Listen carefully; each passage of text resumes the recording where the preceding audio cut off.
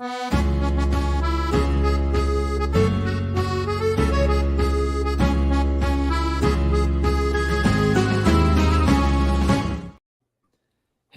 and welcome to Net That Haul. I'm back, baby, from my vacation. Good to be here for the Gameweek 5 Matchup show. I'm, of course, FPL Nemo, and I'm joined by my co-host, Gabriel, at FPLens. We're going to steer the ship as a duo today, as Mariner is unfortunately feeling very unwell. So we're just giving him some sick leave of absence. But yeah, good to see you, Gabe. Been a few weeks. How are you doing, buddy? Welcome back, brother. Yeah, well, welcome back. Doing great. Really happy to be here with you, holding down the ship or keeping it afloat while Mariner's below deck, seasick, I guess. And of course, you've come back firing, haven't you? With the title slide here, with this image, Darwin leading the charge here at Net That Haul. Who would have thought? He has been hauling though, hasn't he? Yeah, I think I didn't know who to go for. And obviously there's been talks of if Jackson flops again and if Nunes plays well again. People are starting to, warm up to the idea of Darwin Nunes. I don't think you are, which is why I put the thumbnail, just because I thought we had a lot. But I'm interested when we get to the Liverpool matchup to hear your thoughts on him tactically in the game for Liverpool. But obviously they're the early kickoff on Saturday. We might get early team news that he starts.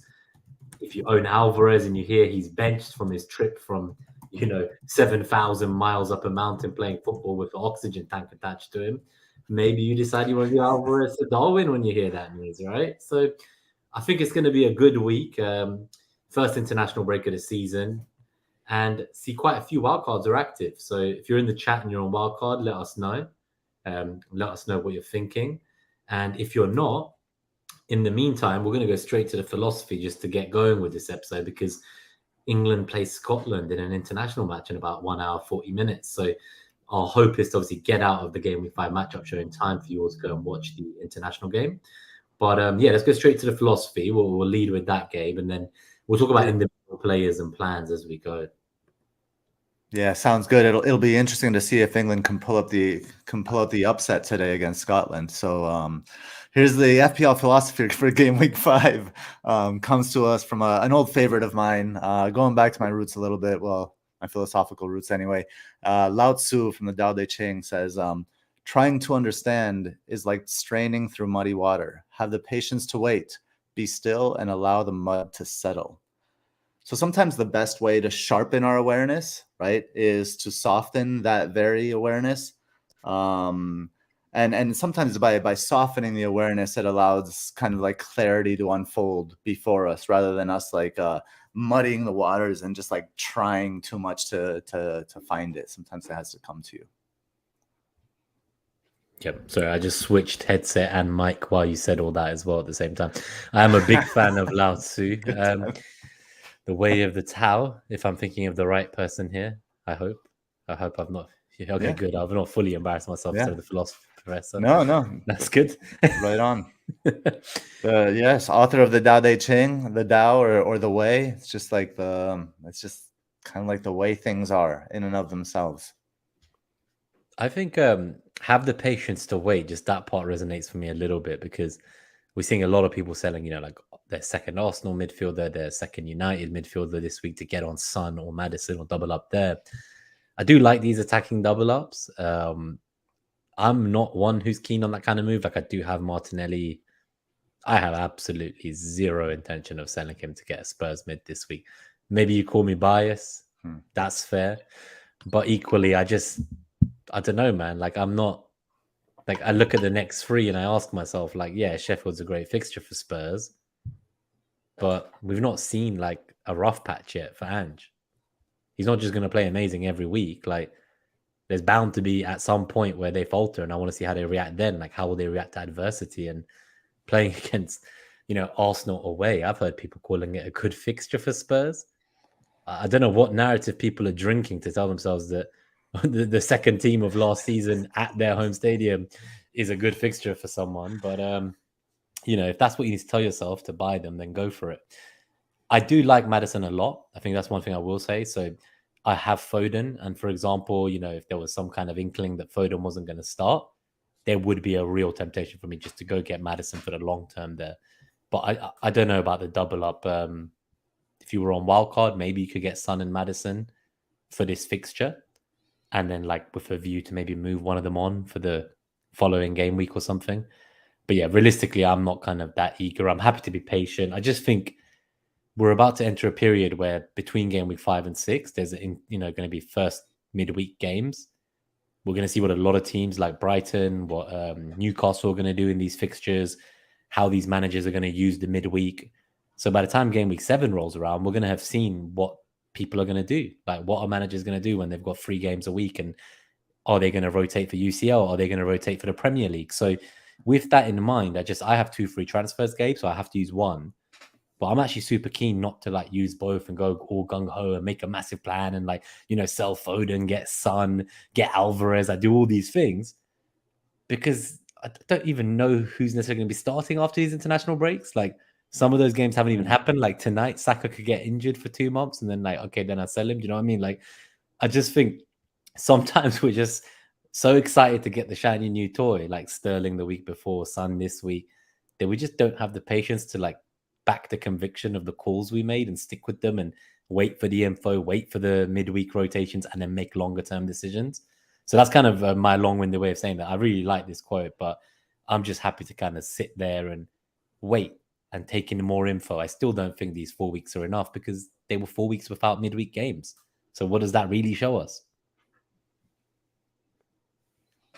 Yeah. I mean, take it all in, let it all settle, and see what you think of it. But so yeah, let's see what the matchups say, and if you should bring in Son, if you should act quickly, or if it makes, maybe there's some sense in waiting.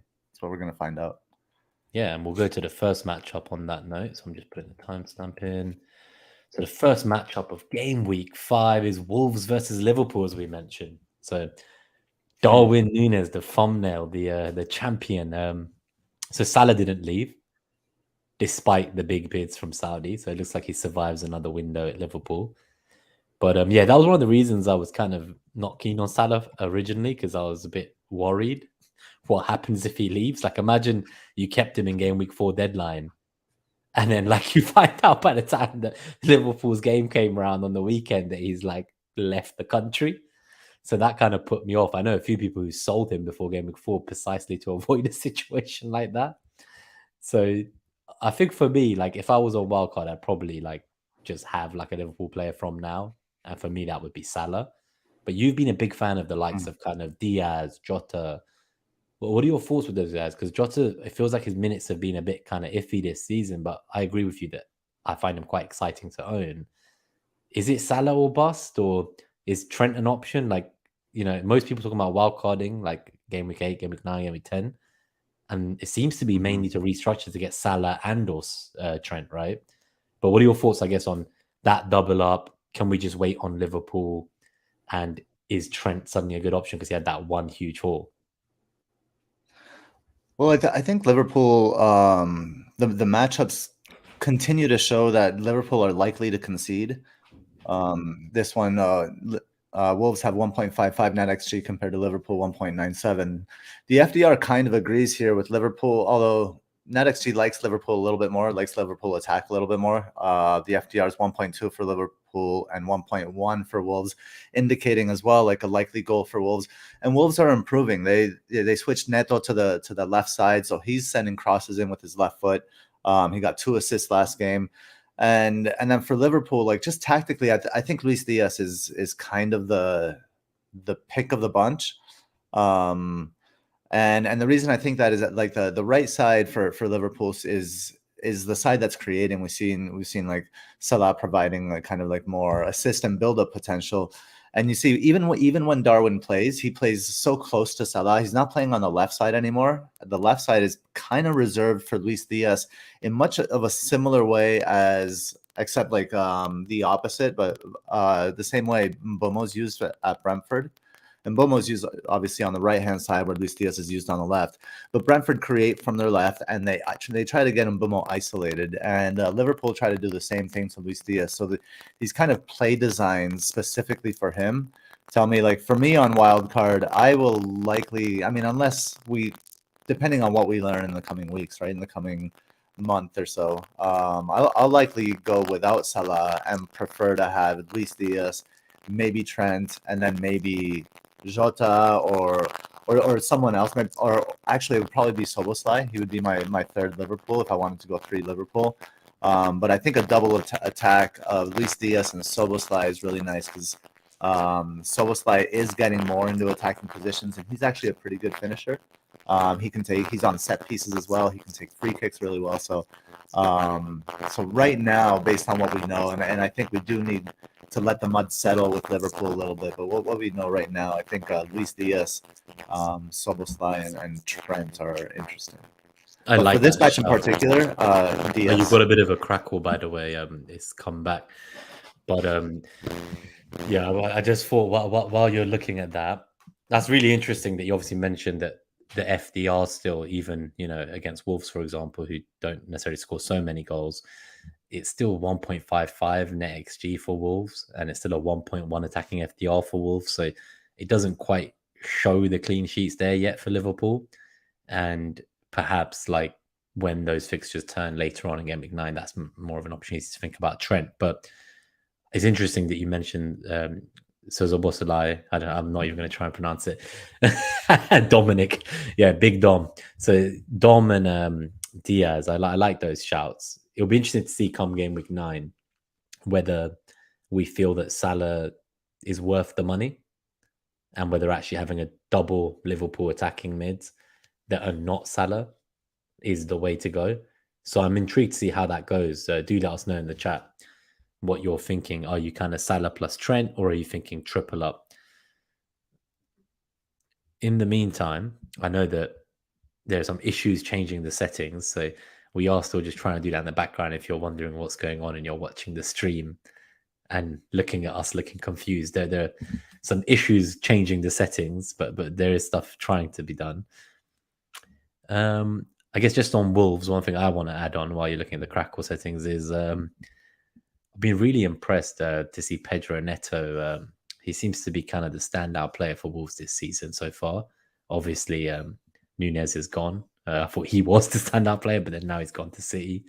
But with Neto, I really like him, and he's someone that Arsenal was targeting a couple of seasons back, and he had a really bad injury, and I think it's just nice to see him come back from that injury and kind of continue on his trajectory of the promising young talent that he was.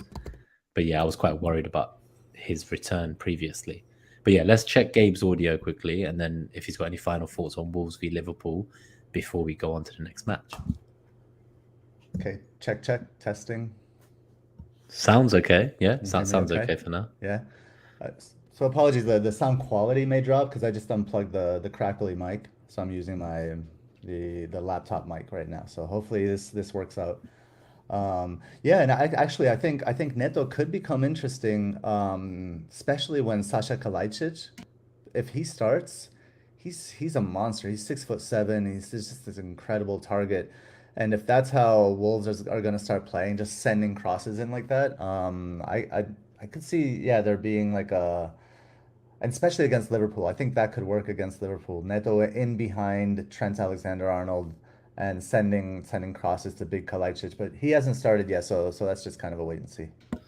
Yeah, good idea. I think. Any thoughts on Darwin while we're here? So we talked about Salah, we talked about Diaz, we talked about Dom, we talked about Trent, we talked about so many Liverpool players, and you thought that we were going to escape the thumbnail man of the moment himself. I almost actually went to the next matchup, and then I saw someone in the chat. I almost had you. You almost got through this. Who was it? Dread. He said Darwin is my first choice Liverpool man. pick. I'm ready for the pain.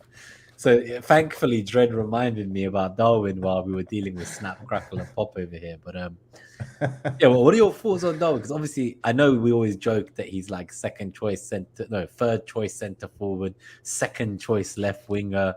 Like where does he play? He's chaos unleashed. But people have been like orgasming over Jackson's underlying numbers.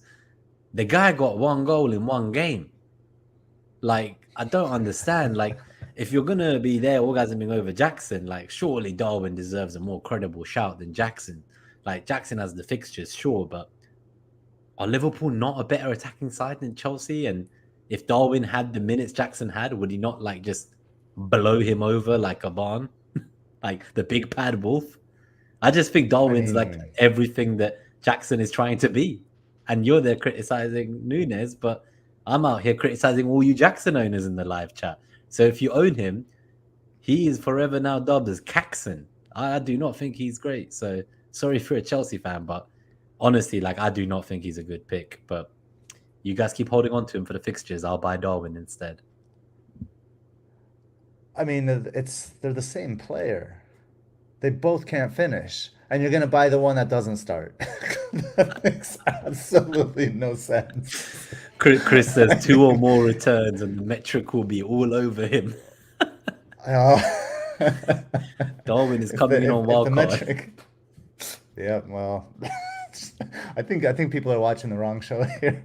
No, but I mean, I don't know. Like what are you gonna say about Darwin? He lucks into a couple of assists. He's still not finishing. He's still hitting the post. He's not finishing for Uruguay. He's not starting. Yeah, get him, I I guess the guess. question is, will I, he now be starting? Because I think that he might be starting at Yotta's expense soon.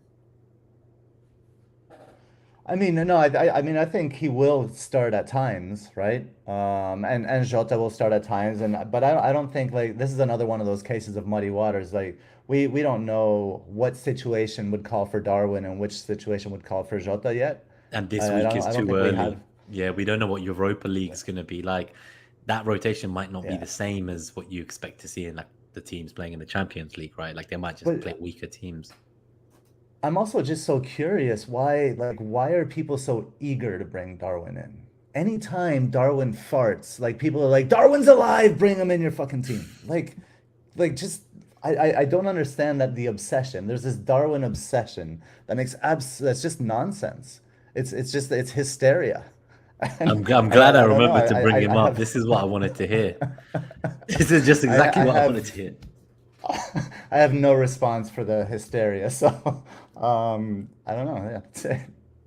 I think I'm not looking to buy him this week. There's a few forwards I'd want instead of him, but I think it's just is it the aesthetics of it all? Like you look at someone like a Ollie Watkins playing 90 minutes, was on penalties, maybe not anymore, but you know, people looked at him and last season they were like, oh, look how boring he is. Like he just gets points every week, so boring. And then you look at Darwin and it's like, I don't know if he's going to start. I don't know when he's going to get subbed. I don't know if he's going to get a red card. But boy, does he look like he get a hat trick any game. So, so I don't know. Is it just an aesthetics thing? Like people are just super excited by like just seeing him running around like chaos unleashed. And then you look at like Watkins getting points every week and you're like, no, that's boring. It's too predictable. Yeah.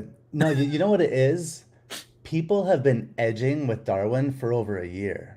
Just edging, and waiting to just explode, right? There's this buildup. There's this you get like football blue balls when you edge for so long, and people are just so ready to just explode and have this like ecstatic, yeah, let's just call it ecstasy. We'll leave it at that. Like this ecstatic moment. So what we're going to leave this matchup with is we're going to see whether Gabe has Darwin by game week 10, which is Dread's opinion. Black Screen says you need to watch him play. The guy is amazing. He's exciting and low owned. What's not to like? It's Wolves So also. funny. So we'll see how these predictions go. My prediction is he will outscore Jackson, but that's not saying much. It's And not. generally speaking, I think I will wait for Liverpool. Like I'm not looking to use a free transfer to go to a Liverpool asset away at Wolves. I want to see what they do in Europe. I want the muddy waters to be cleared, as you say. And let's go to the next matchup. But we will obviously, no doubt, I imagine in the Q&A answer questions at the end, where someone has asked specifically about Darwin, just to make sure you speak about him again. Sure. As if by magic, Aston Villa's here. So we got our good old friend Ollie Watkins. We got Aston Villa at home versus Crystal Palace. We still have some Eze owners out there, I think, that they're out there somewhere. But yeah, this matchup. So I'll do the NetxG and FDR quickly. And then I think we'll get you to quite the tactical matchups. So seeing as we don't have Mariner here, I'll become the numbers man as a substitute. So the NetxG for Aston Villa is 1.71. For Crystal Palace is 1.3. Aston Villa's FDR for attack is 0.9 and the defensive FDR is 1.7. So obviously it's the opposite for Crystal Palace. So it's minus 1.7 for their attack. If you're listening on podcast, I know it's a lot of data, so I do recommend coming and checking some of these visuals in the show. And then minus 0.9 defense. So the data kind of tends to agree, both the NetxG and FDR, that this is perhaps a better game for Villa. I don't think the metrics particularly see like a Crystal Palace win here.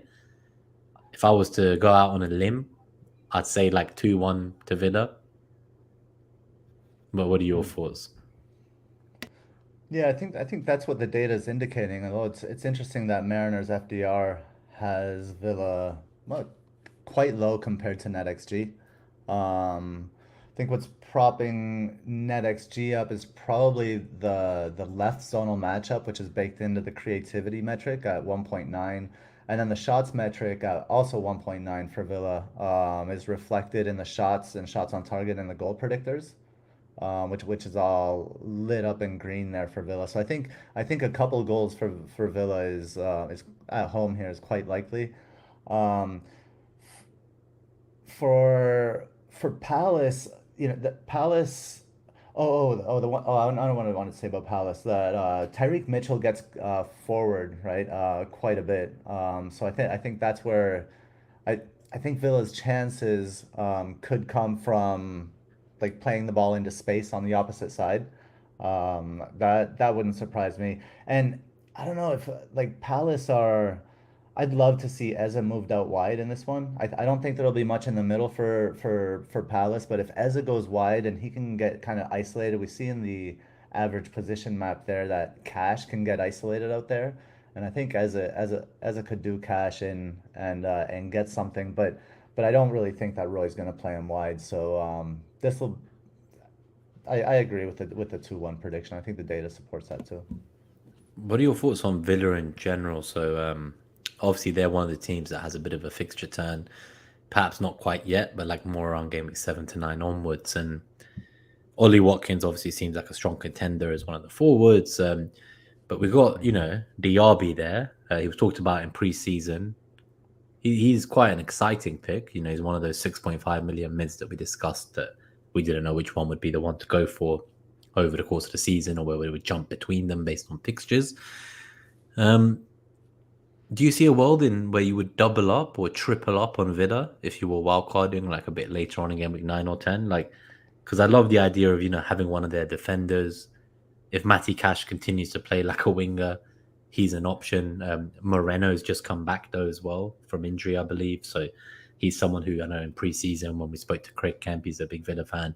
He's someone we were all excited about, Alex Moreno. Yeah, like is there a world in which, because their pricing is quite fair, like especially DRB and the defenders, that you might end up tripling up, like one forward, one mid, one defender, or what do you think 2 is enough? Like what are your thoughts on Villa? Are they good enough to take up 2-3 slots of our team is what I'm asking essentially. I would likely double up as of game week 10.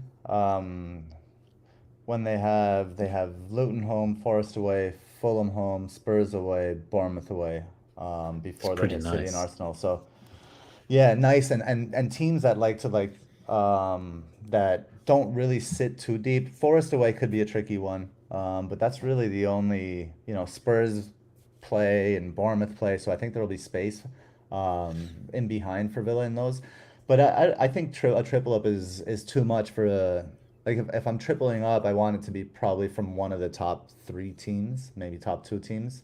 So I'd prefer the double up, and my favorite 2 are Diaby and Alex Moreno. I think that I would go for those 2, just kind of like really high ceiling for both of them. I really like those 2 picks. I think I'll probably keep an eye on them. I think there's forwards I want out there.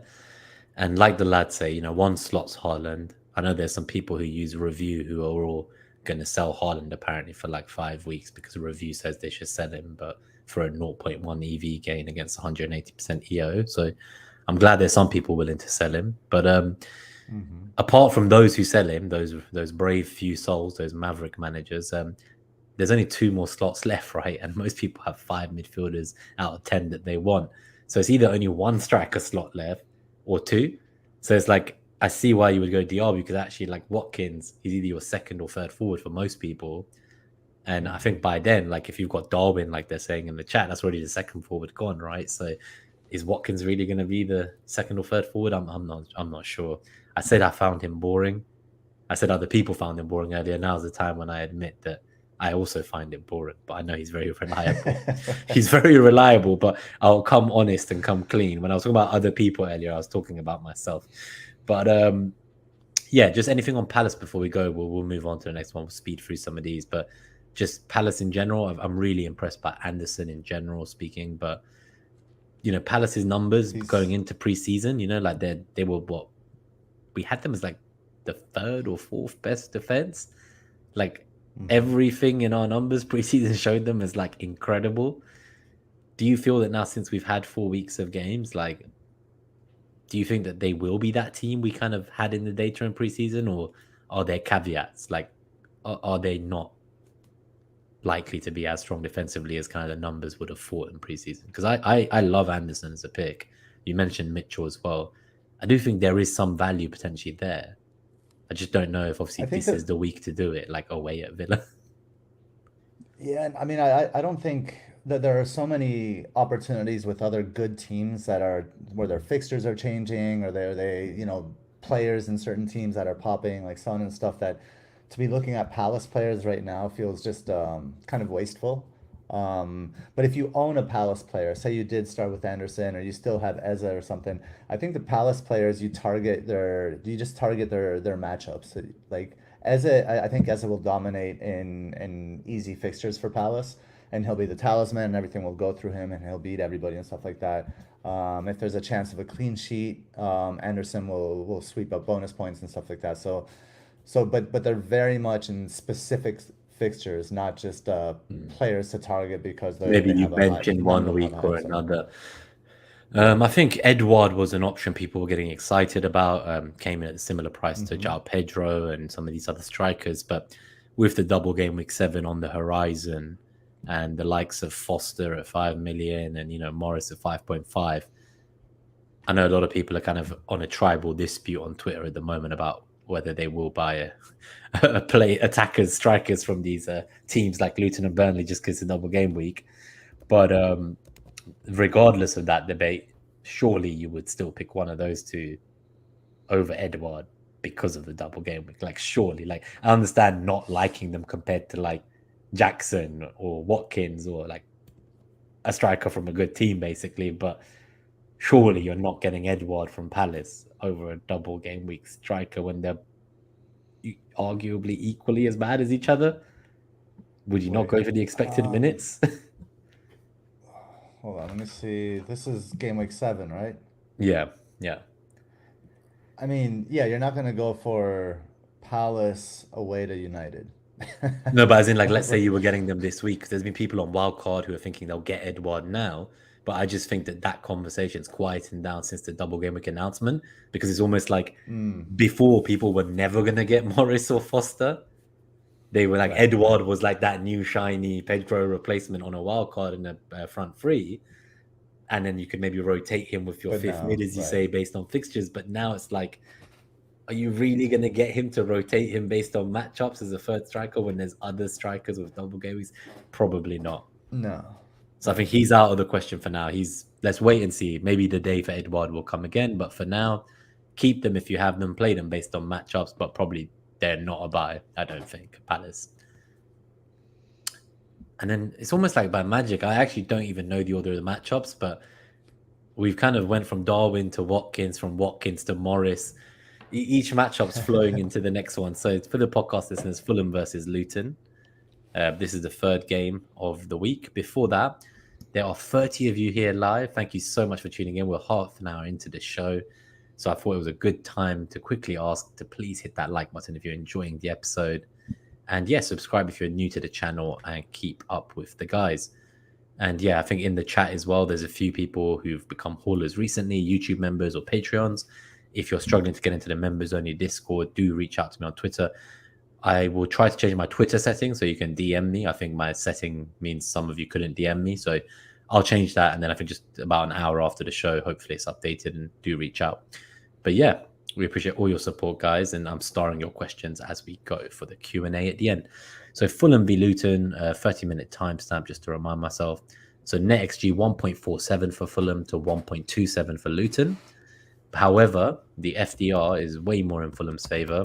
Is 2.1 for Fulham in attack, minus 1.1 defence. The shot goal predictors and the shots on target goal predictors are a sea of red. I think for people who don't know what that is, they're not red compared to like just this matchup. It's across the whole Gameweek's matchups, right? So these are just bad compared to the other 9 matches this week. Like this is the worst game. Yeah. And I was looking to buy Morris this week for Pedro, and I'm looking at this and I'm like, yeah, maybe not. Maybe not. This does not look good to me. Like, what is it saying? It's saying 1-0 Fulham, 1-1. Like, if not 0-0, any binary combination of ones and zeros. There's only ones and zeros. Yeah. Either way, but there's going to be a 1-1, a 1-0, a 0-1. Like, that's what we're seeing. Exactly. Obviously, maybe we're completely wrong, but the data at least suggests that. Yeah, it does, and it is pretty unanimous in suggesting it. Although I think Mariners FDR maybe likes Fulham a little bit more than NetxG, even though NetxG does take into account the positive zonal matchups there. Well, I mean, I won't spend it more than another 60 seconds on this. The one thing I'll say is Andres Pereira has been playing kind of wide on the left for Fulham, and we see in the average position map for Luton there's a nice gap in central midfield where Pereira could really do some damage if he plays the 10. So I would expect Marco Silva to move Pereira back into the 10 position at home and really try to get 3 points here, that much needed 3 points. But there's really not much to say here. Nobody's buying any players from these teams. I think we'll, yeah. Apart from me, who might like literally buy Morris and roll a transfer, and I'm a lunatic, so don't copy me, guys. Like, it's the recipe. Wouldn't you start somebody else though? If you got Morris, would you start Morris? Yeah, I would. The alternative was like I would have been buying Alvarez. So I was basically selling Pedro regardless, and I was gonna buy like Alvarez, but I don't really know if I want him, like with the travel and playing in somewhere with 0 oxygen, supposedly.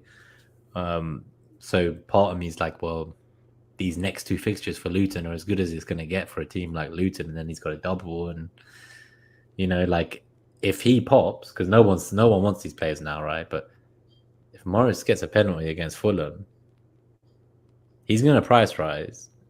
Pedro is probably going to price drop again for me. That there's only so long I can handle like Pedro dropping. But I want to see the Man United Brighton matchup, because if the pressers still say that like Welbs is still injured, Ansu Fati isn't ready, like if it's trending towards like Pedro starting, then it's kind of like it is. Like I really do rate like Brighton more than Man United, so, and I rate Brighton more than Luton, right? So then it's like, do I just keep playing Pedro, even though like I need to get him up my team, but he always gives me a reason every week to play the bugger. But I think I'm the only guy who owns him still. That's like Gabriel, people with Gabriel as well. Yeah. Everyone else I know sold Pedro apart from me, man. Fuck's sake. But yeah, so we'll go to the next matchup. But yeah, generally that's an option I'm looking at. Like I might be open to buying Morris just this week to make a move and not burn my transfer, basically. And oh my God, I'm telling you, I'm not doing this on purpose. So yeah, again now, Man United versus Brighton. It's almost like the fixtures this weekend are just there to try and to just make my head hurt. But look at this. Edouard is the top scoring forward. Yeah, I remember times when Benteke was the top scoring forward too, but every time I bought him, he did nothing. So I just have bad experience, I think, with Crystal Palace forwards. I've been burnt by them too many times. So I do really like Eze, but yeah, Edouard's okay, but I think I'd still rather have Morris. Can I start Morris or first on bench? We'll answer that at the end. Let us know between now and the Q&A, like who you'd be starting instead of him, so we can compare the matchups. So 34 minutes. This is Man United versus Brighton, as we said. So for the podcast listeners, this is a net XG of 1.3 for Brighton to 1.73 for Man United, but the FDR is insanity this week. So 1.5 for Brighton's attack, -5 for Brighton's defense, which obviously means that it's a 5 FDR for United's attack. Still not great defensively for Brighton, of course, with a -1.5. This is looking at like a 3-4-1, 5-2. Like, this is suggesting a huge Man United victory on the FDR, but the NetxG, that looks like could be 2-1 to either team. What are we thinking? Are we thinking that it's a basketball match kind of game, or do you think it will be a bit more control? Because, like, I imagine my view is, and you have a better tactical lens on this, but my view is that, like, Brighton will attack and be relentless, and Man United will sit there and soak it up and try to get a transition, I guess. Is that unfair on them? Do they have more tactics than I'm implying? Or, like, I don't know, am I being, like, unfair to imply that's their main tactic? Just to sit there and soak up the pressure and, like, win a ball on a transition? Yeah, I don't know. It's tough to say, but honestly, with any kind of certainty, what Ten Hag is trying to do, to be perfectly honest.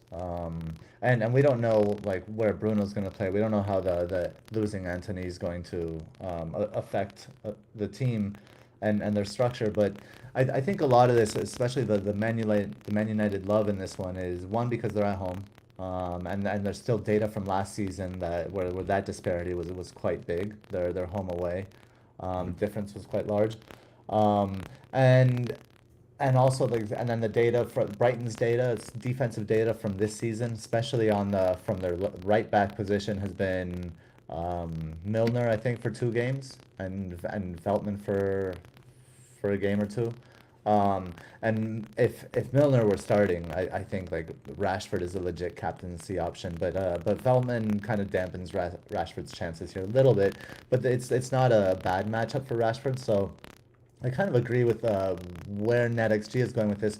I do think NetxG might be a little low on Brighton, and I mean the FDR agrees, so I say that with a little trepidation because when the two metrics agree like that, you know, you can be more certain in it. But I think there's more in this for Brighton. I think United are just like their back line is it's not what they want it to be or where they want it to be. Their central they just lost their right winger. Their central midfield is in flux. So I think there's just a lot of there are a lot of moving pieces at United, and until they figure some things out, I think they will concede. So I wouldn't be surprised if this is like both teams get multiple goals in this one, like a 2-2, a 3-2 kind of thing. Like I see quite a few goals in this one from both sides. Fair enough. There's a bit of a crackle, by the way. one thing, again. Yeah, I think so. I don't know what's changed, but it was really good, and then it suddenly just came back now. I'm putting a poll out as well while you're testing that, guys. Let us know your Gameweek 5 captain before we get to the captaincy metric. So I'm just putting the poll out on the channel for everybody now. If you vote other, say in the chat who other is. So I've just put Haaland, Son, Madison, and other. Maybe Rashford would have been a good one based on what you've just said. I think if we know who the right back is going to be for Brighton, that does make Rashford a tempting differential captain. Dread has Pedro, going to start him too. If Brighton smells blood, it could get messy. Why are you doing this to me, Dread? Why are you doing this to me? Well, I have to sell Pedro. Like, if I don't buy Morris, I'm still selling Pedro for Alvarez or someone else. Like, I can't do it. I'm not holding on to Pedro anymore. I just can't do it. I just cannot do it. I'm so done with him. Oh, Ferguson got injured as well to add to the list. We're just constantly trying to chase this Pedro haul. Maybe one day. But yeah, do you want to test your audio quickly now? Check. Seems good. Yeah, seems good. Okay. Did you say did Ferguson get hurt? Yeah, so he missed the internationals. I don't know if it's an international break injury or if he's also injured. Okay. But they say he got injured in the game where he scored the hat trick. He got injured apparently. So waiting to hear more about that as well. So yeah, I guess that's an interesting one because if Ferguson's injured, Welbeck's injured, like what's going to happen? Pedro, like you can't sell him.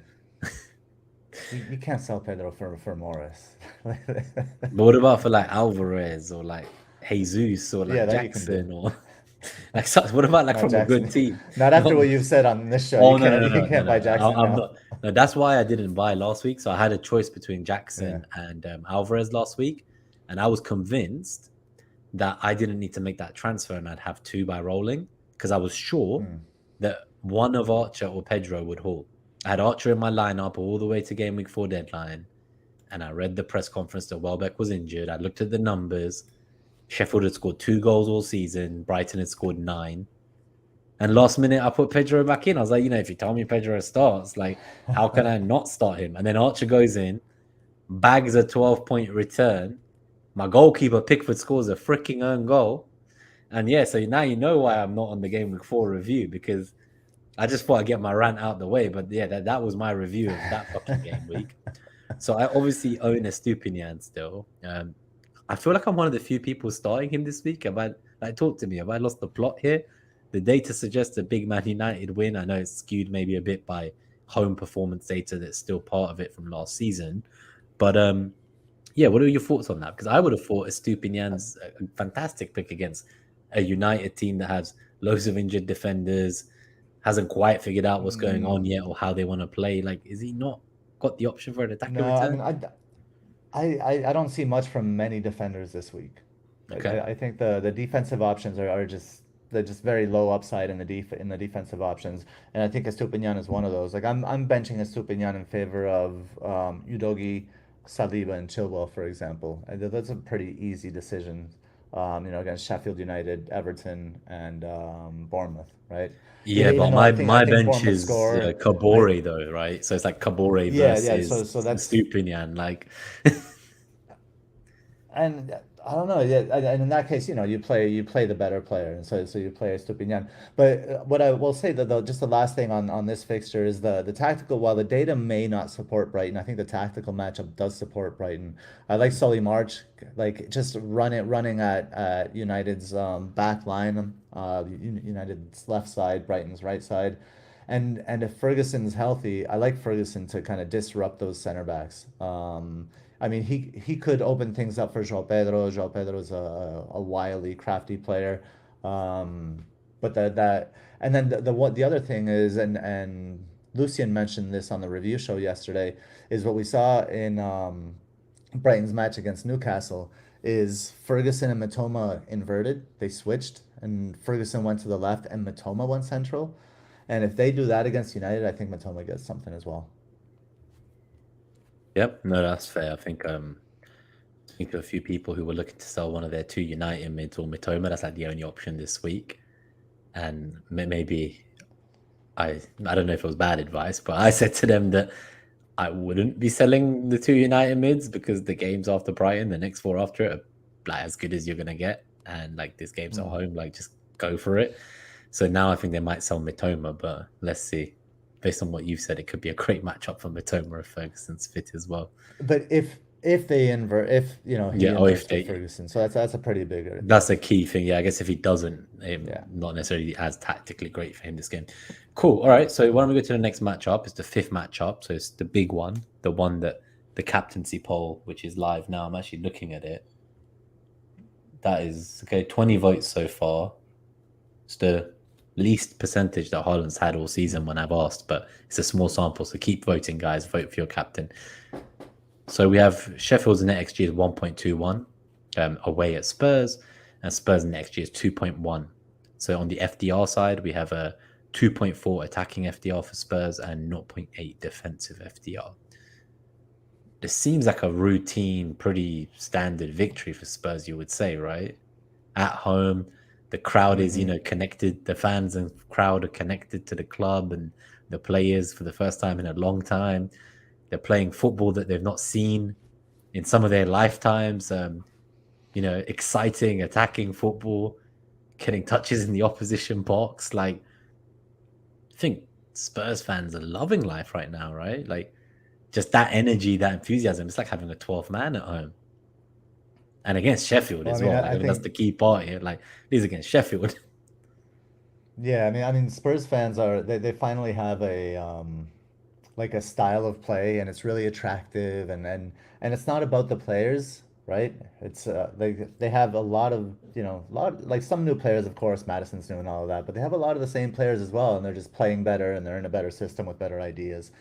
So that is really exciting. The matchup against Sheffield United, everybody obviously, Son is the talk of the town right now. But Sheffield United are going to be sitting in a really deep and compact back five, right? And when teams do that, it's usually the the players operating in the space between the back five and the midfielders. So Madison in this case, that it's usually that's where the opportunities come from. Um, Either that or late runs, like later runs into the box. So I actually Madison I think is the standout option in this fixture.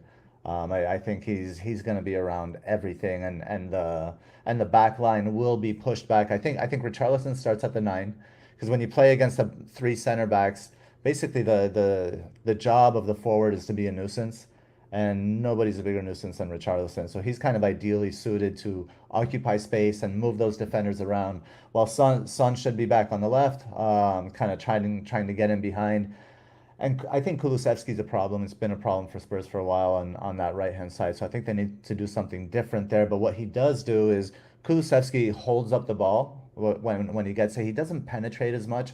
He kind of receives it with his left foot, kind of with back turn to goal, and gets wide. And I think in those moments we could see Sarr pushing up into that half space as a late run.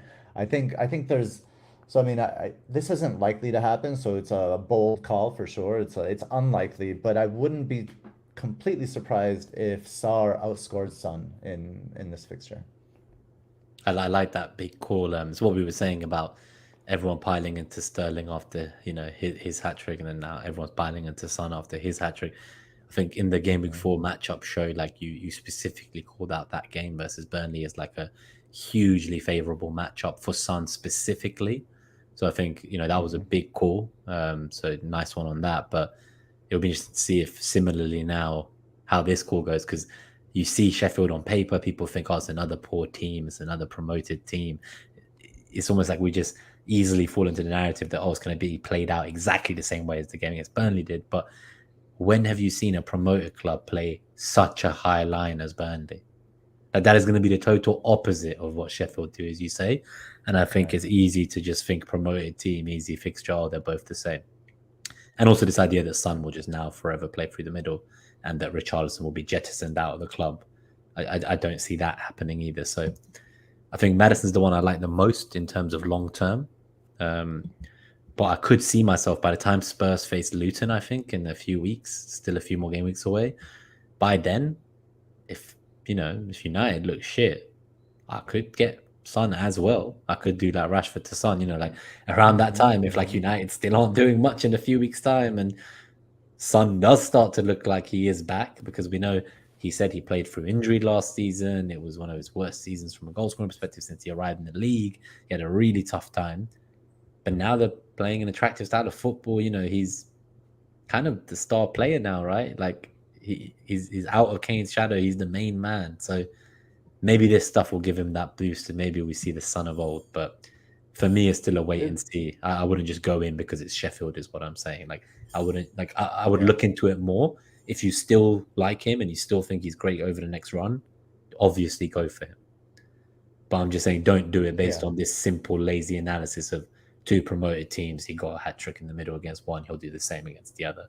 I don't think that's a good enough process if that's how you get to your conclusion. That sounds, I mean, that you've defined points chasing, I think. Yeah. That's basically what the top 10 transfers in FPL's official site are every week, right? Like you see like hundreds of thousands of people selling a player who blanked but has a great captaincy fixture, and they're all buying some player who like scored a goal and then like isn't going to start again for 3 weeks or something. Like it just every season is going to happen.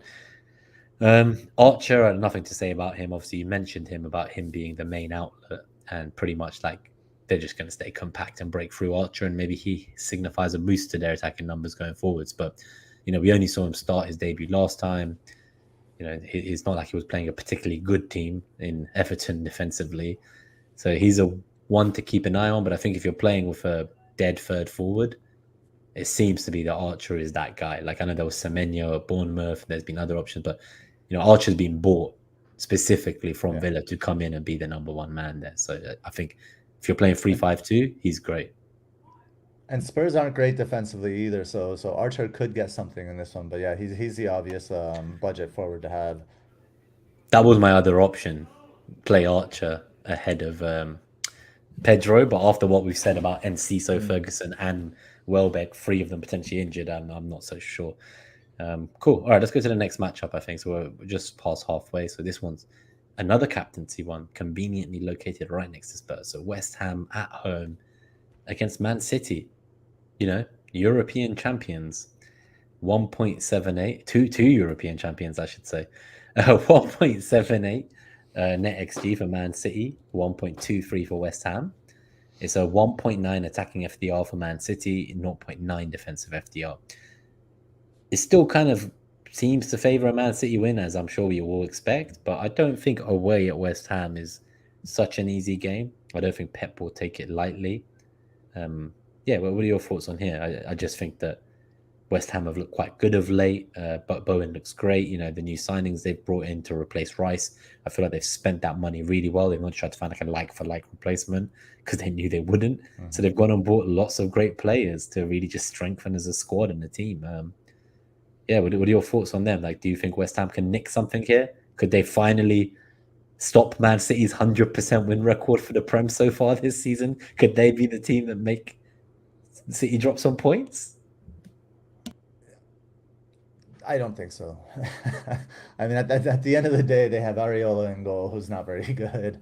But they do have ways to make things difficult for Man City, right? So I think we have the average position map up here for West Ham's most recent game. They played Luton, right?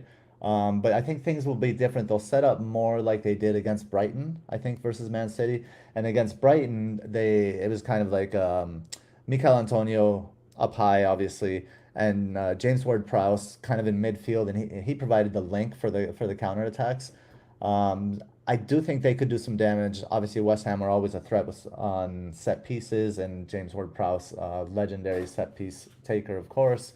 So there's always a threat there for West Ham to score, but I think this will be kind of like a business win for Manchester City. Just go in, get the points, not just have it very much be almost like make it routine, not overextend themselves, do what they need to do. So I don't see the score really getting out of hand or anything. So I think the upside is a bit limited. The one thing I saw tactically against Fulham from Man City that was kind of interesting with the introduction of Doku is Holland dropping deeper, or like there's this occasional kind of alternating effect. So Holland drops deeper, and you have the 3 players of Foden, Alvarez, and Doku. They push higher than Holland when he drops, or then Holland will then go high, and those players drop in to collect the ball and play Holland through. So that dynamic will be interesting to see if they continue to do that and see how that plays out and where the production goes. So you've broken my dreams. As Dom says, the Arsenal fan in Nima is out. I was hoping you'd say maybe West Ham could get a draw or something, but I tend to agree. Probably another routine victory for Man City, unfortunately. But West Ham do have some tools in their locker to do something, but I just think they'll make life difficult. But City will always find a way, unfortunately. There definitely not many teams like them in the world.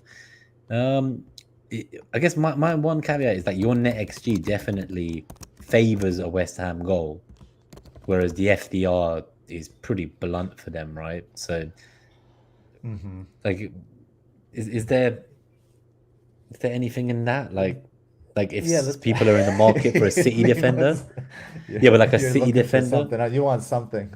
No, but like a City defender, like could you like be like, is this the week to buy a City defender? Like, should we be going with the FDR that's saying it's actually like minus 1.9 defense, or is it here's where I would go. Here's where I would go with that. That's a really good question. When the metrics disagree, the way to unpack it, I think this one is look at the goal predictor. Like West Ham still have trouble finishing, so forget the shots on target. But look at the shots goal predictor; it's pretty green.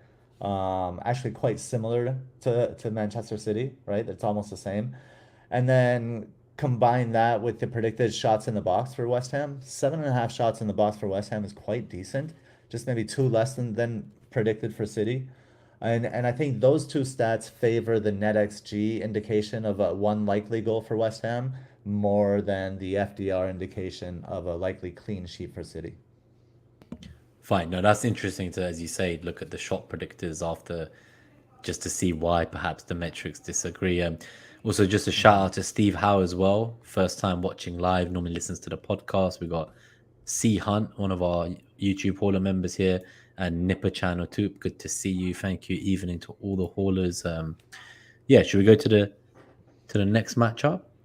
I don't think there's too much to really say here apart from I want to keep an eye on Doku and see how quickly he might become a favorite under Pep, and again who starts in Champions League, who starts midweek, because Doku was someone I jumped on quickly when the rumors of him starting last game we came up in a few draft leagues. But I do wonder if it becomes more than just a draft pick, and I wonder if he starts entering our thoughts as like an actual option in FPL itself. So wait and see. I want those muddy waters to clear, as you said at the beginning with the FPL philosophy, but he's someone I'm intrigued in because I do think that he could be quite a nice pick if he settles in well. But we know Pep doesn't necessarily just people don't just come in and play Pep's way immediately. Like it takes a bit of time to learn. Oh, yeah, absolutely. Cool. Keep voting, guys. Keep voting. 37 votes now for the captaincy poll, and we will get to the captaincy metrics soon before the England match starts tonight. A little bit of news there. So I believe Ramsdale starts in goal. So that's interesting. Saka gets a rest on the bench. Thank God. I hope he stays there. And I think I saw Declan Rice also start. So now that's the only news I have. But if you're in the live chat, please do tell us the full England 11 if you know, because I haven't actually seen that yet. Cool. So 56 minutes in, Newcastle v Brentford. So the NetxG for Brentford 1.18, for Newcastle 1.95. The FDR attack for Brentford is minus 0.8 and minus 4.6 for defense.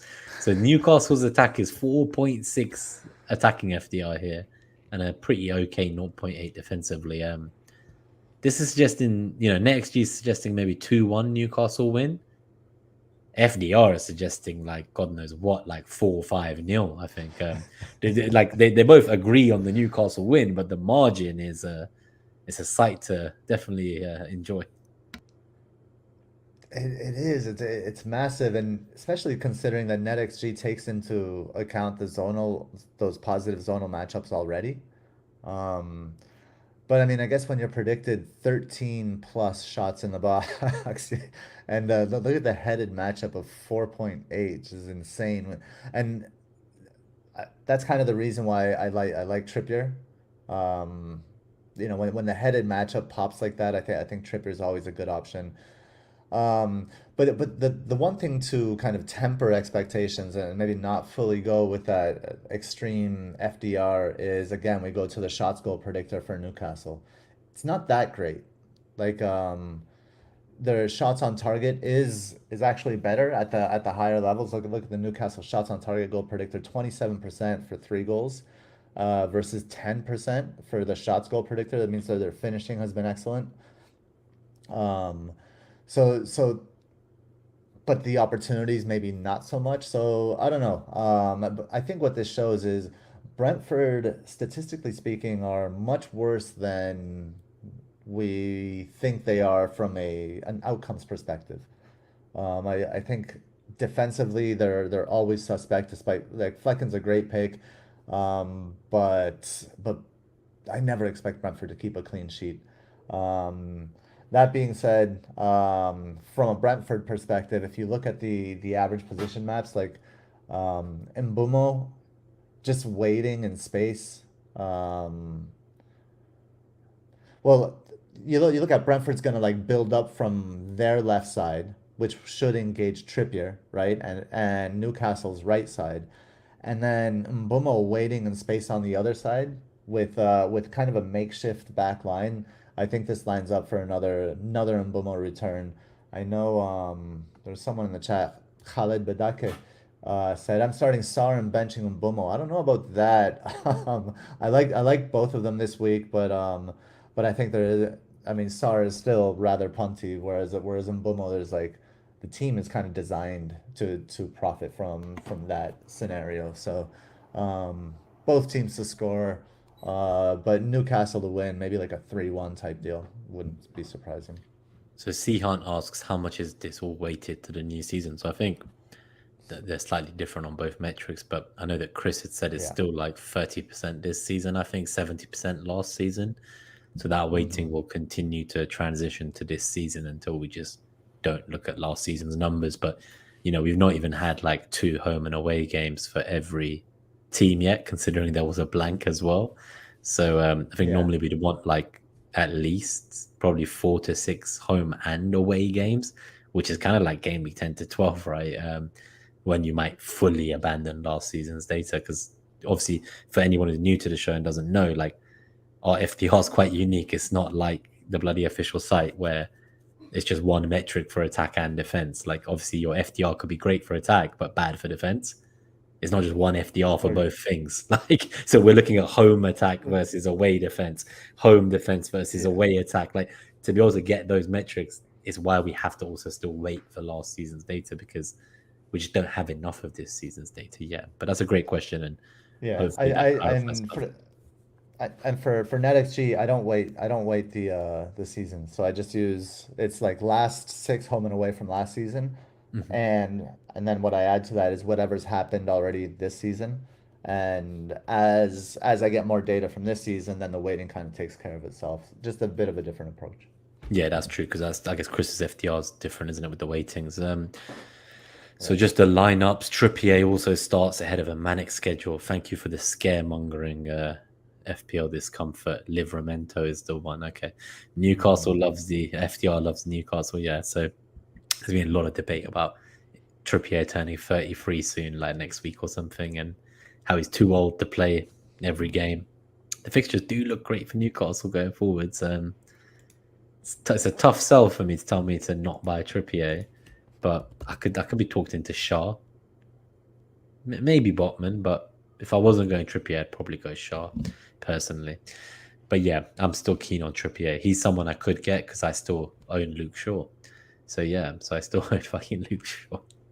So yeah, there's definitely an opportunity there between Trippier or a City defender. Like, I have an option there somewhere. I've put your question about wildcarding. I've started, Steve, and once we finish these couple of matches we have left, we'll do the Q&A. What else do we have? Oh wow, Nipper Chance had Isaac since game week 1. They need another Isaac return. Hopefully this is the week, buddy. Yeah, I've got Mbuemo this week. I'm starting him. That's part of the things again where like I feel a bit off like buying Trippier to start him against Mbuemo. Like, I understand they could both return, and if you think they're both the best points getters, start them both. But it just seems a bit mad for me when I could just like, how is that? And then I'm benching one of my defenders. Well, I'm benching Chilwell or Estupinian or Saliba. So it's like I'm making a transfer to get a defender, playing my mid to bench another defender that I was perfectly happy starting. So I'm not sure. Cool. So let's go to Bournemouth v Chelsea, because this is a big one for everyone. Actually, sorry, before that, Podno also has a question about, isn't Shaw older and more injury prone? Yeah. Then Trippier? Don't know how old Shaw is. Shaw is also kind of old, but I don't think he's as old as Trippier. I think Shaw is I think Trippier's a year older. Okay, yeah, they're similar age basically, and like similar age, similar injury proneness. I think the difference is, Podno, right? Like, a fullback's going to play a more demanding role than a centre back, and like the backup for Shaw is Lascelles, and that drop off from Shaw to Lascelles is not even like I can't even put into words how big that drop off is compared to Trippier to Livramento. So I think the idea is that like at least Trippier, like, they have bought a long-term successor to him. Lascelles, he's pretty much as old and broken as Shaw, if that's what we're going down that route. So I don't see him starting many games, and centre backs don't typically rotate so much. But I don't get the appeal of bringing in a 33-year-old defender who's about to deal with Champions League rotation. from Nick Khan, our good friend Nick Khan of the show, another one of our haulers. We'll talk more about those guys in the Q&A. Let's do Bournemouth v Chelsea because I think there's last chance saloon for a lot of people. A lot of people are frustrated with their Chelsea assets. I've seen some Chelsea fans, with Poch out is trending on Twitter. And I think it's a bit reactionary. It's probably a very long-term plan that they're trying to go down now. I don't know how 4 games in you can be saying Poch out. But people seem very angry at Chilwell. They're like blaming Chilwell and they're blaming the manager for playing Chilwell at left wing. So I don't know, what are your thoughts? Like, he's been getting subbed around 60th minute a few games. Like, is this something we should keep an eye on? Like, is Chilwell, because we all thought Chilwell was a lock in our teams, and I'm a bit concerned if like he kind of falls out of favor. Like I thought he was one of their best kind of strikers of the ball, but Chelsea fans themselves, you're in the chat, let us know what you think. But some of them are being quite reactionary and they're like abusing him. Like they're literally telling him to get out of the club and shit. Like I find that a bit wild, if I'm honest. Well, Nick Khan is a Chelsea fan, and I doubt he'll come in saying Chilwell out. That's pretty crazy, but yeah, I mean Chilwell has been a disappointment this season. I think there's no doubt about it. He's been playing that left wing. He's been in and around the box, and his finishing has just been atrocious, and that's unlike him, right? I certainly expected much more from him, but if we still believe that Chilwell can finish, he's still in the spots to finish. So I think he's still, I mean, he's an easy hold for me. But in this matchup specifically, I mean, I don't know. I always expect Solanke to score. I just do. He's playing really well. The team is playing for him. I think Awoniyi kind of provided a blueprint of how to hit Chelsea hard by taking Thiago Silva, by exploiting that matchup. And while Solanke isn't really the same type of player as Awoniyi, I think Solanke does have some tricks up his sleeves and some tools in his belt to kind of take advantage and get past Silva and maybe get something here as well. So that does dampen Chelsea's defensive prospects. Chilwell's going to come in with a goal at some point, and it wouldn't surprise me if this is where he did it. It's entirely possible. Just on the crack, there's a bit of a crackle again. I thought just while I tell you that, I'm just going to read out the NetxG for the podcast listeners. So it's a 1.41 NetxG for Bournemouth and 1.48 for Chelsea. So definitely the NetxG seems to kind of agree with you on like Solanke being able to get something. He seems like a great option. Him and Awoniyi, they're both options, Taiwo, that we just seem to ignore. They like return so regularly and we just ignore them. And they did this last season too, especially Taiwo towards the end of last season. And we just ignore them for the appeal of like these picks from other teams, from supposedly better clubs, I guess. So yeah, so that's interesting. But yeah, I definitely think Chilwell would be the last one to leave my team. Like there's people in the chat, like Khalid says that they have 3 Chelsea players, and Chilwell will be the last that Khalid is looking to remove from his team. Hopefully, I'm going to bring you back in here quickly before we go to the next matchup to see if it's worked. I know that you've even plugged in a cable, so I don't know how it's happened, but hopefully it's fixed itself in those few moments. Yeah, check. I can't explain it. No, you seem okay. Okay, good. Let's hope it stays that way at least long enough. For a little while anyway. So I'm just testing. Yeah, no, that's all good. Cool. All right. Okay. So we're at 46 votes in the captaincy poll. Keep voting, guys.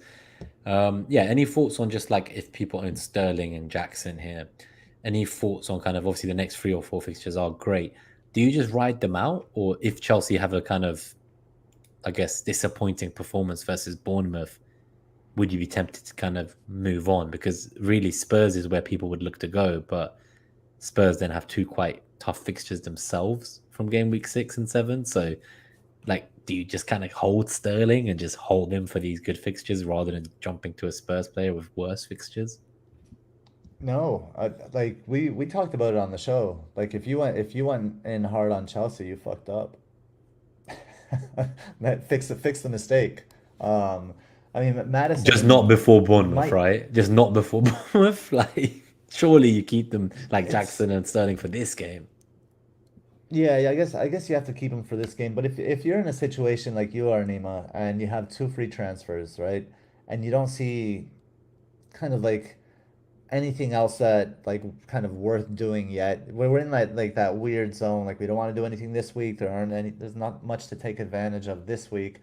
I mean, and you want say Alvarez long term or something like that, or you have a decent bench player, and if you sell Jackson for Morris, so you're like setting yourself up so you're not losing a transfer, and you have someone else that's good that you can start. Then, I mean, there are scenarios I think where you could make these moves. But I mean, of the two, I would keep Sterling. We see he's the furthest advanced, and he'll be hitting like a zonal weakness, I think, of Bournemouth. So I think Sterling. But then Sterling gets in the box and he doesn't have to deal with the other team. And I wrote this in the slide. He has to deal with the other team. He has to deal with his own team not being very good. And then he has to deal with his affinity for touches in the box. He's going to touch the ball a million times in the box before he shoots. And then his finishing isn't great either. So like there are a lot of hurdles there, which makes selling, I think, reasonable.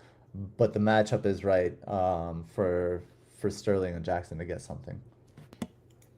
Cool. All right. No, I like that. Let's keep going, which is powerful because we're getting very close, half an hour from kickoff.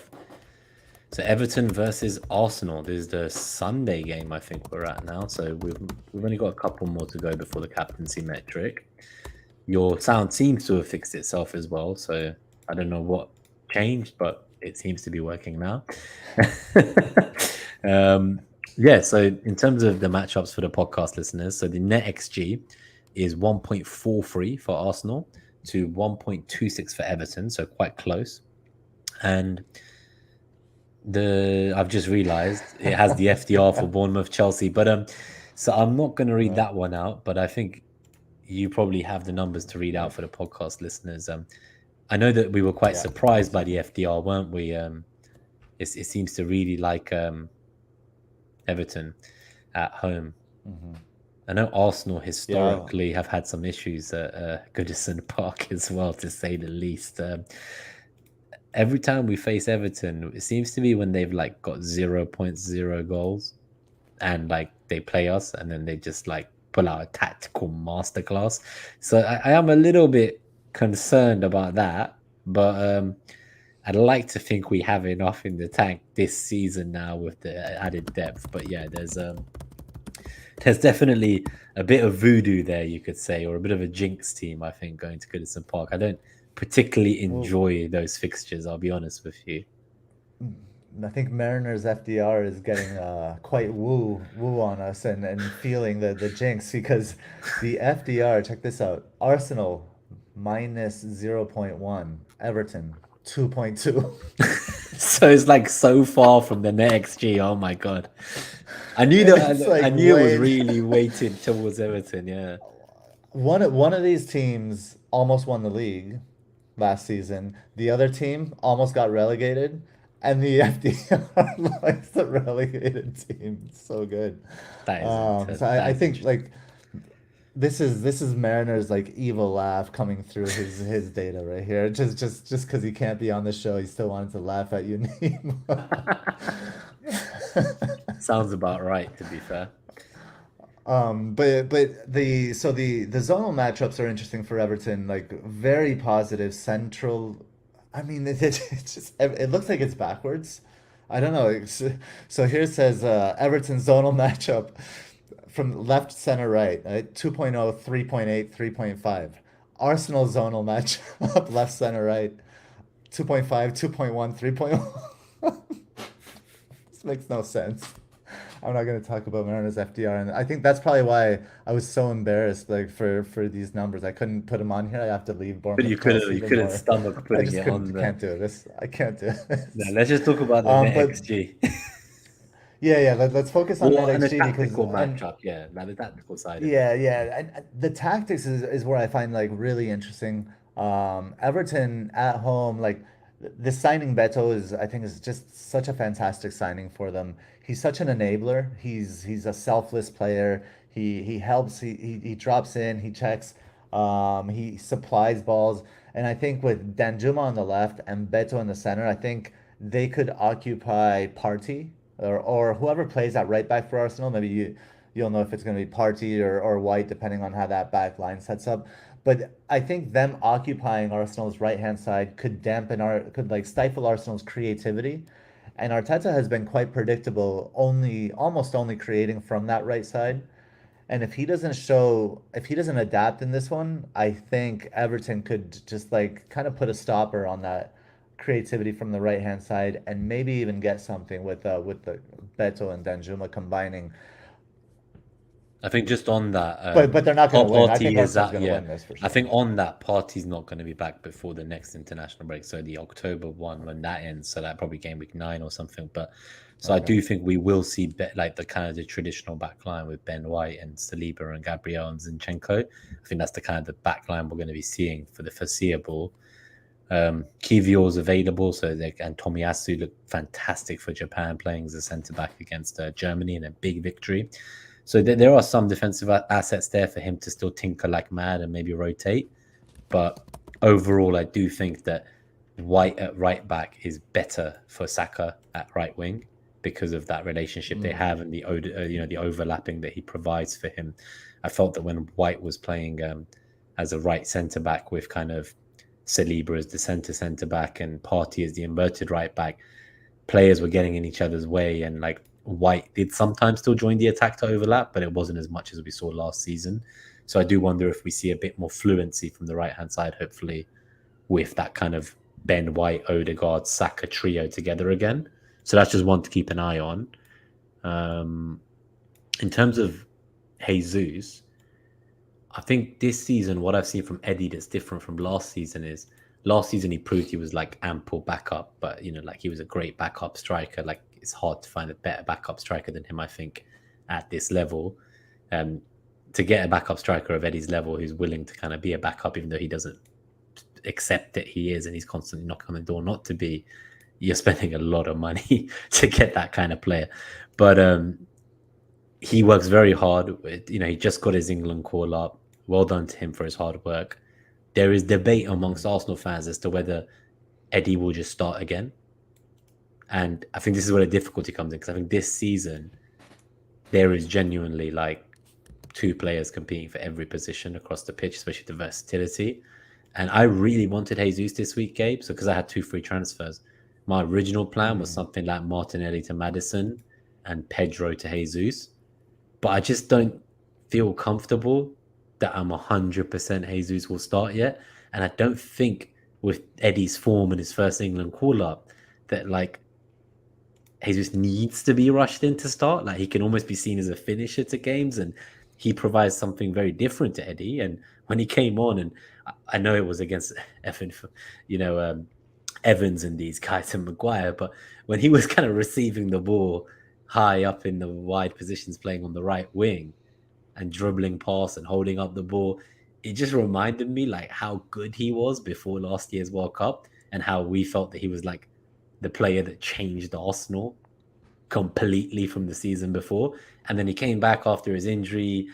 He was okay, but he wasn't quite there. I feel like his latest knee surgery has finally fixed that ongoing problem.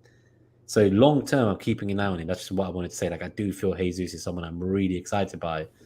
But just with the way things are going, I would not be shocked to see Eddie kind of leading the line still for a while and Jesus slowly bedded back in. But I just think it's undeniable what he can do for us. And I think we're going to look way more fluent as a team. Like everyone's talking about our attack isn't doing much. I'm holding on to our attackers because I do think with Jesus coming soon and Zinchenko back, I think you're going to start to see a bit more of the fluidity from last season again. But that's why I think once Jesus comes back, he's back. I don't think he's going to be eased back in. I don't think Nketiah is going to get time because he's doing well or anything like that. It's Jesus. It's just when Jesus is ready. Yeah, it's like when he's ready. But that's what I mean. So I feel like in the past, we would have played him before he was ready. Yeah, so in the past, he was that much better. Like Eddie wasn't good enough. Whereas now they're like, okay, we're not going to risk re-injuring this guy. Like, let's give him another 45. And we've gone up from 10 to 20 to 45. And then once he starts, though, then maybe he gets sub 60 minutes. And then, but eventually he is that guy. It's his spot, as you say. It's just I don't feel comfortable that it's that week yet, so I will hold on. And Beto, good shout. I think he's one to keep an eye on. I was honestly surprised when Everton signed him, and really pleasantly surprised because actually he's looked very good. So yeah, I really like the look of Beto. So another one to keep an eye out on. But yeah, let's keep going. I don't think there's much to say apart from McNeil was back on the bench as well for Everton last game. So again, that could make a big difference to Everton going forwards. He was a standout player for them last year, and I think they definitely missed him. So yeah, McNeil's another one to keep looking out for. This is the last game of the game week, I think. Monday Night Football, Nottingham Forest versus Burnley. 1.13 NetxG for Burnley, 1.77 for Nottingham Forest, minus 1.6 attacking FTR for Burnley, minus 1.8 defensive FTR for Burnley. I'd say that this is a great game for Forest if Burnley push up. If they play that high line, which it seems like they will. Do you see Burnley changing their tactics against Forest? Or do you think they just continue going? No, but Burnley are trying to imprint this system on a bunch of new signings. I think Burnley, interesting. Actually, both of these teams, but I think Burnley and Forest are in the top 20 worldwide for spending this year, which is something crazy. Yeah. I think of Burnley, Forest, and there's one other one in there that Brentford. Brentford is the other one. All three of them in the top 20 for spending. So I think it's going to take Burnley a little while to kind of implement this system. Once they do, at some point this season, we're going to see Burnley kind of like being more fluid and doing some things. But what really stands out for me in this matchup is look at that central matchup for for Nottingham Forest, and I just 5.0 central matchup is just like Awoniyi, just screaming Awoniyi in this one. He's a fantastic play.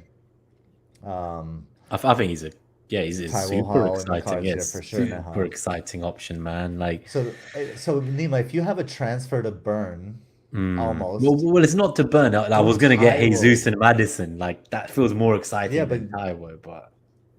Well, but Madison, but it's who you'd have to sell to get Madison, right? Well, I'd only sell Martinelli. Yeah, I'd only sell Martinelli if I was buying another Arsenal attacker. So I'm not looking to lose my second Arsenal attacker.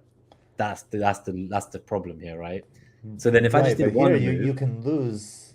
But here I could lose Archer someone or Pedro. Somebody that's not actually working for you. Well, let me see if I can afford it. And I think, Taiwo Hall. Let me try this. I have 2.8 million in the bank. So I can do Archer to 7.3 or Pedro to 8.3.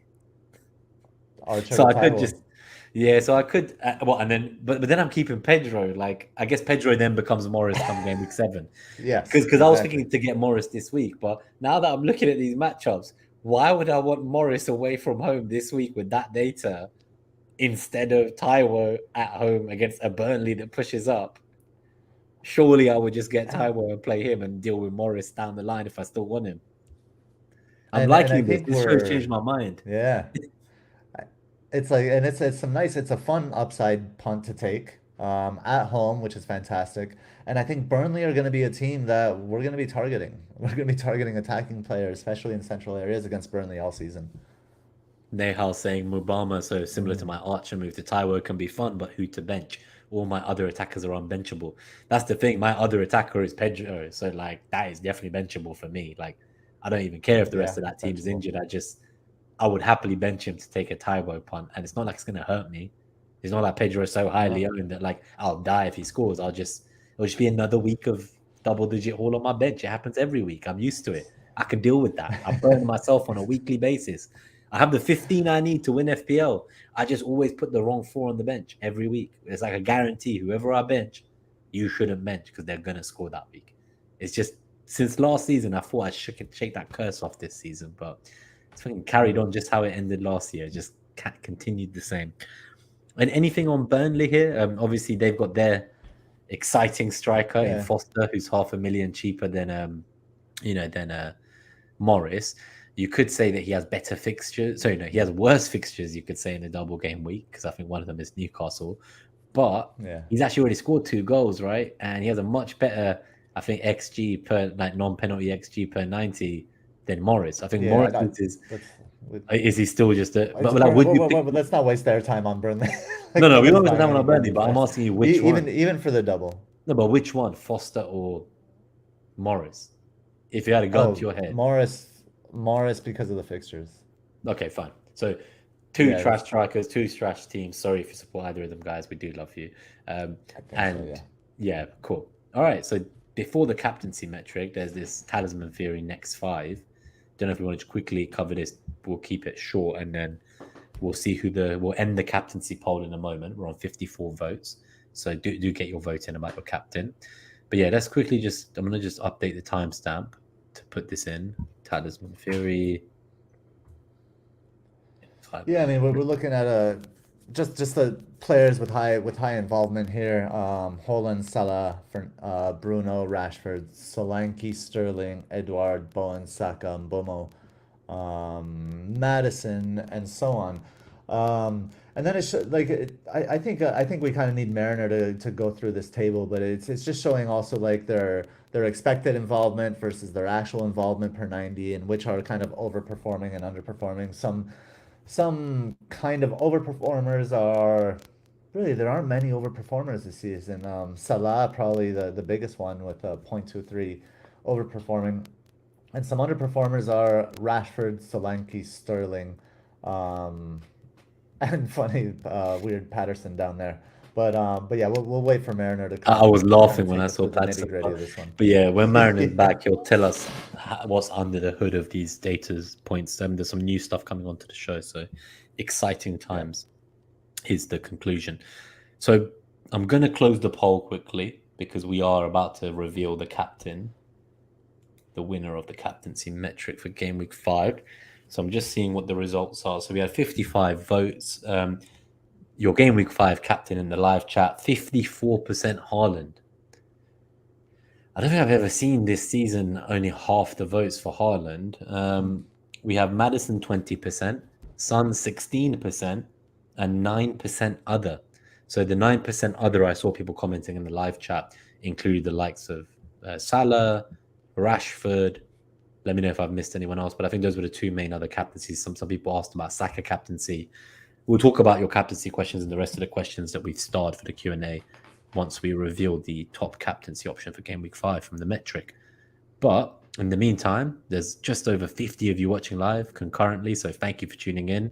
14 minutes to go till the England match, so we're going to get out of here quickly. But yeah, if you've enjoyed the episode, please do hit that like. If you're listening on podcast, do leave us a review. It would be much appreciated. But yeah, let's go to Game Week 5 captaincy without further ado.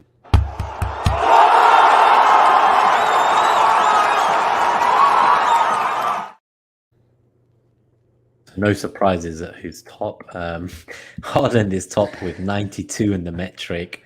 Son and Madison in second and third with 89 and 88 respectively. A little bit of a drop to 83 for Alvarez, who's tied with Fernandez, and Rashford also on 83. We have Salah sneaking in with another drop at 77. Taiwo is here on 76. Oh, how could you do this to me? He's coming in. You showed me a guy in the captaincy metric versus a guy playing for Luton away from home. My God. Fuck me. Darwin's here. Your friend's starting to work his way up the table too. Darwin on 74, I think. Diaby 73, Isaac 73, and Gibbs White 73. 2 Forest players in the top 10 for the captaincy metric in Game Week 5. This is a tasty fixture. Damn, man. Darwin's average minutes are 27, and he's got those kind of metric numbers. This is disgusting. I think if he starts every game for the next 3 or 4, you're going to be biting your tongue when you bring him in. You're going to buy him. You're just going to hate yourself for it. But you're not going to refuse the points, right? If he's starting the next 3, I'm going to buy him, and I'm not going to hate myself. And things have changed, so things will change. Love it. But yeah, honestly, I think the only other thing to look at is the haul. So for the last 6, Salah and Taiwo are actually on only 2nd percentile for haul. So that's quite interesting because they both consistently been getting points like every week, right? So they get the points every single week. So their returns are great, like they're 88th percentile for returns, but actual haul, and obviously this is Net That Haul, I'm not sure I'd be looking to captain Salah with the kind of ticking along approach that he's got right now. Like, I do think that like a Son or a Maddison does feel more exciting, and I guess the metric agrees this week. If you had both, would you be going like if you had Son and Salah, like would you be going Salah, or would you say that actually like you are quite?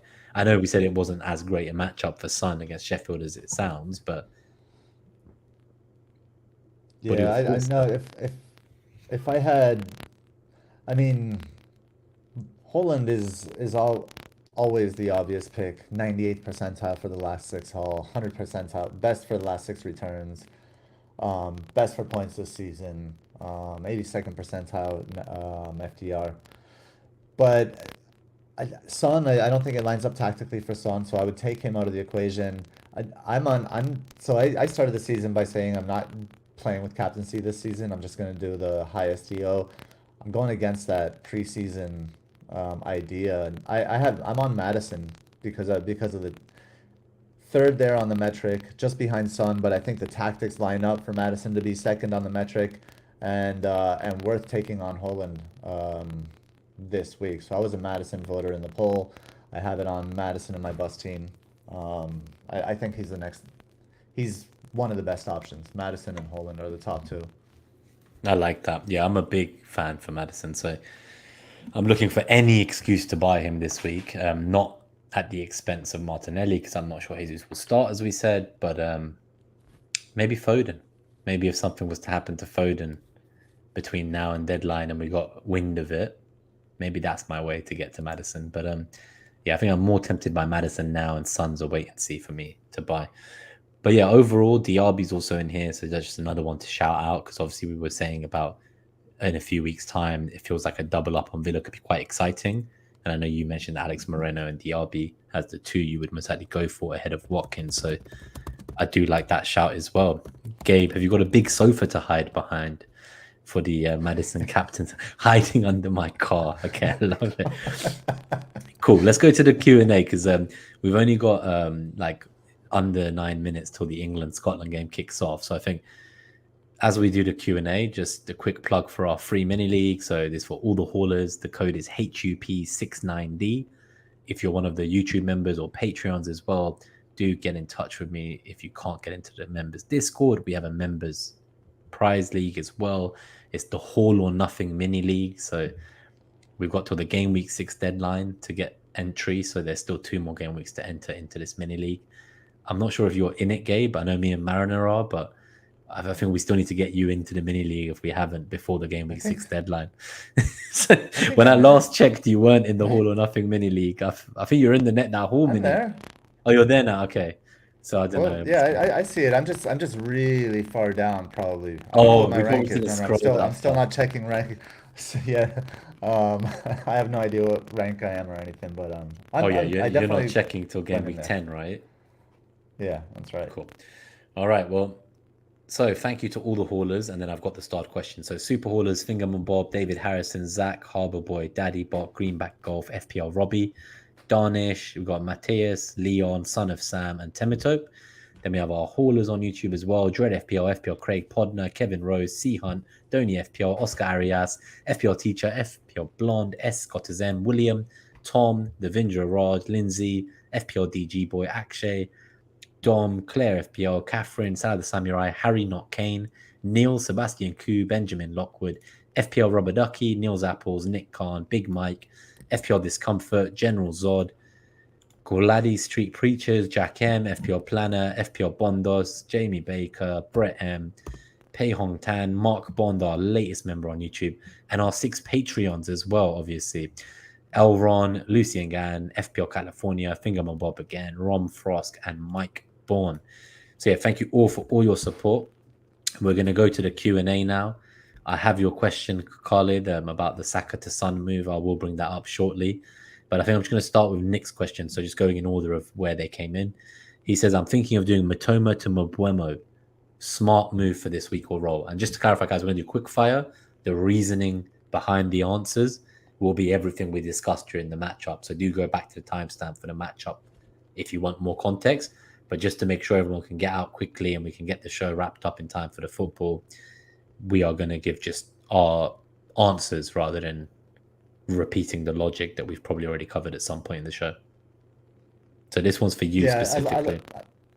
I like the move. It takes care of effective ownership, and it comes at a time. I mean, you'll miss Matoma against Bournemouth. Like if you roll next week, you're not going to want to get rid of Matoma because they're playing Bournemouth. So you might as well do it this week, and then because the fixtures line up for it. Nice. I think I would. Yeah, it's what I was saying to you about my colleague at work, where I said to him I'd be selling Mitoma ahead of the United. I mean, it's the same kind of concept.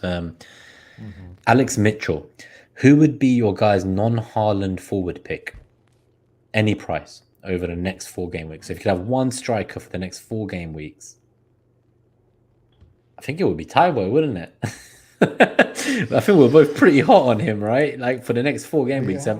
If I knew Jesus was starting, I would say Jesus. But I just think he might need 1 more game, like 2 more games before he's ready. Taiwo has City away and Palace away in the next 4. What are his 2 home games though? Is it Burnley and? They're really good. They are, right? The home games are really good. Yeah, it's Burnley and Brentford, and they're both really good for Taiwo. I think honestly, I think it's Alvarez, man. Yeah, let's be real. Man City's fixtures over the next 4, until they play Arsenal, like is probably and the strength of the team, obviously. I just think the parts that spooked people is this whole trip to a mountain with oxygen tanks to play, but it's not the first. He's time young, he he's there. fit. It's He's young, he's fit. He's from that continent. Like I'm not sure it's that big of an ask. You know what I think it is? I think it's the first time people have ever considered it as a country. Is like, oh wait, South America. I've never looked at this continent. Let me see what country. Oh wow, this is a country. It's like they're just like learning about geography right now, and so they're realizing that Alvarez is going there. It's like the Estupinian trip to Australia last season. It's this whole same shit all over again, isn't it? Exactly, do you remember that? Exactly. He's not going to play the double game week. He's coming from Australia. Oh my god. Oh man. But yeah, I think Alvarez. I'd say Alvarez first. And then I really do like Jesus, but I think that's a bit of a riskier pick. And Taiwo seems quite fun. So Dom's question when he said, can I start Morris or put first on bench? He'd be playing Trippier versus his, pick Mbuemo at Brentford. So it's either Trippier and Mbuemo playing or Mbuemo and Morris. And I would tend to still go for Trippier in this. I'll be honest with you, Dom. Like if I sell Shaw this week for Trippier, I will play Trippier ahead of Pedro, even let alone Morris. So that's what I would do. We have Steve Howe. Quick question in the chat. I think people in the chat have obviously also been answering as well. But when are you guys all thinking of wildcarding? Why don't we just both give like our own rough week as a quick response? I'm sure we'll talk more about chip strategy when we get there, but have you got like a general week? 9 or 10? Okay. Yeah, so 9 or 10 is the one that I've eyed up. But you know me, I like to drag it out. So in my heart, I'm trying to see if there's a way to limp all the way to like 19, 20. But like I'm not going to just limp for the sake of it. Like if my team really needs the wild card come game week 9, 10 to attack those fantastic fixtures for a lot of teams where it swings, then I will do it. But I want to try, as you say, to limp if I can. And I think it is possible, but let's see what we learn. I look at my team and I look at my planned transfers, and I might like my team in 8, 9, 10. So as long as I keep liking my team, then I'll try to extend it as well. Yeah, I think that's the thing. If I see my team and it looks like a car crash or a circus by game week 9, I'm not going to just hold for the sake of it. What do we have? We have Akib asked anybody picking Morris.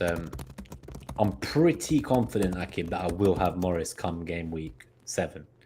My question is, will I have him this week onwards? But I'm pretty confident that Like there is, I'll just be real with you. There's never going to be a double game week where I'm going to go into it with no fucking double game week play. Like that's not how I play. I'm not going to do that. I don't care who he is, who he plays for. You're talking to people who captain the likes of Duffy in defense, for fuck's sake, and Negredo at Middlesbrough, and like I don't care like who the team is, how shit they are. Like the only difference to my decisions from previous years is I'm not going to sell like Alvarez to buy a fucking Morris. I'm not going to sell good picks for this shit. I'm just going to buy the shit and play them for the double and then move on. Veghorst, all these guys. Like I've learned my lesson. That's the one thing I'll say. I'm not going to like sell Saka to buy fucking Barkley or something. Like now that's difficult for some of you because you have 8 amazing attackers. So you're like, who am I going to sell? If you're in that situation, maybe you skip. I even considered, Gabe, that I might just do Pickford to Kaminsky. Just when the time comes, just, it can't get much worse than Pickford, can it? So, yeah, I just want someone. I need something. I need a piece of it. I'm not going into a double game week without one. That's all I'm going to say, Akib. So, keep going. Nehal, Saka a captaincy shout. I wouldn't personally away at Everton after everything I said. Not for me. Not for me.